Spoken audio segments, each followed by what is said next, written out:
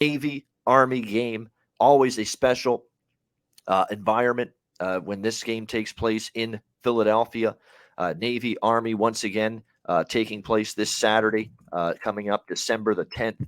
We've got in this one pretty close to a pick 'em here in this game with Navy and Army. Right now, it is around, yeah, pretty much pick 'em both sides. Army opened 1.5 point favorites here for this game, Lincoln Financial Field.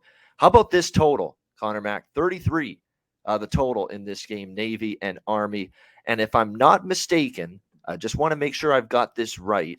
We are on one hell of a under streak with this annual Army Navy game. And that explains why this total is hell of a low as it is when we are talking all kinds of one under after another between these two teams. Yes, 16 straight Army Navy games have gone under the total going into this year's. That's 16 straight, if you can believe it.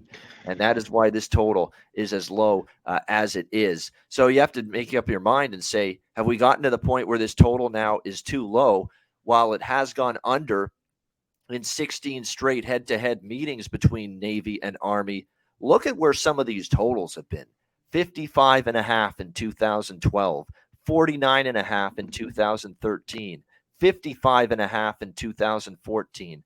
And then after that, we had a 50 in 2015, 46.5, 2016, 44.5, 2017, 38.5, 2018, 41.5, 2019, 36, 2020. And then last year was the lowest total of the bunch. And this is when I noticed we were really starting to, or odds makers were really starting to adjust to how low scoring this series has been. 35.5 was the closing total last year when these teams played, and it ended up 17-13 Navy. And I actually remember, Connor, last year's game, and it was actually 10-7 Army after the first quarter.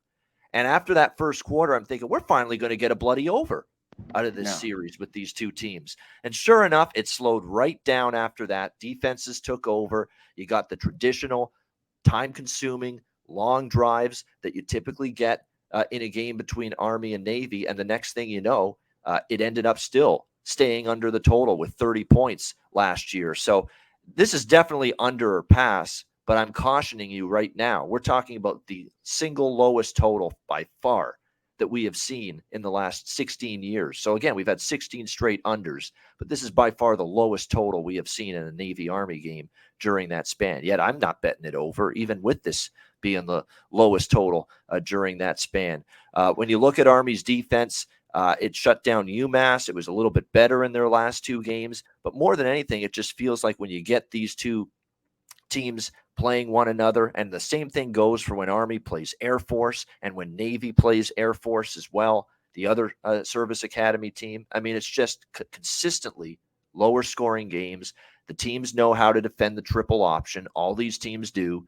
The drives are time consuming. You don't have as many possessions because both teams bleed the play clock on every play and run the football pretty much exclusively. And it's just the perfect recipe for unders. So I don't know if I'll bet the total under, but I'm certainly leaning that way, even with the low number of 33, because 16 straight unders, I'll be damned if I'm going against that kind of trend. As far as the side goes, I think Navy was starting to really play better football down the stretch. You look at the recent meetings, it's gone back and forth. Army won in 18, Navy won in 2019, Army won in 2020, Navy won last year. It's Army playing with revenge. Like, if you've been betting the team playing with revenge the following season, you've done pretty well. So that would have you pointing toward Army in this game. They have played a little bit better here in the last two games of the season, yet the early money's come in on Navy.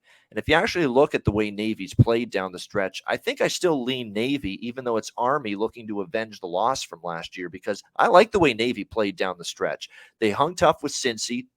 They hung tough with Notre Dame. They beat Central Florida, the final game of the season. And when I look at the strength of schedule, too, I mean, Army beat UMass and UConn. And UConn had a much improved season. But let's not forget that their wins came against lighter competition. So right now I'm leaning toward Navy in a game. I don't even know if I'll be betting the game, but I'll say right now I lean Navy and certainly lean under. What do you think, Connor?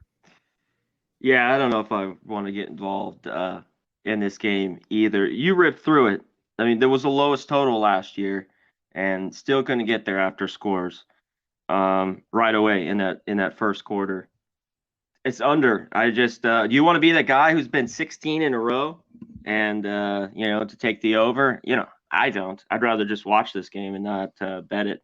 The clock just bleeds so much with these two teams. It's just run, run, run. Next thing you know, it's halftime. And at the end of the game in the fourth quarter, I think what Navy does have the tougher schedule, and maybe I lean to them, but I like the revenge a little bit. Like you were mentioning, kind of a back and forth. And I think Army's playing their best football right now towards the end of the year. So tough one, coin flip type game that I'll be watching. Right now, I do not have a bet on.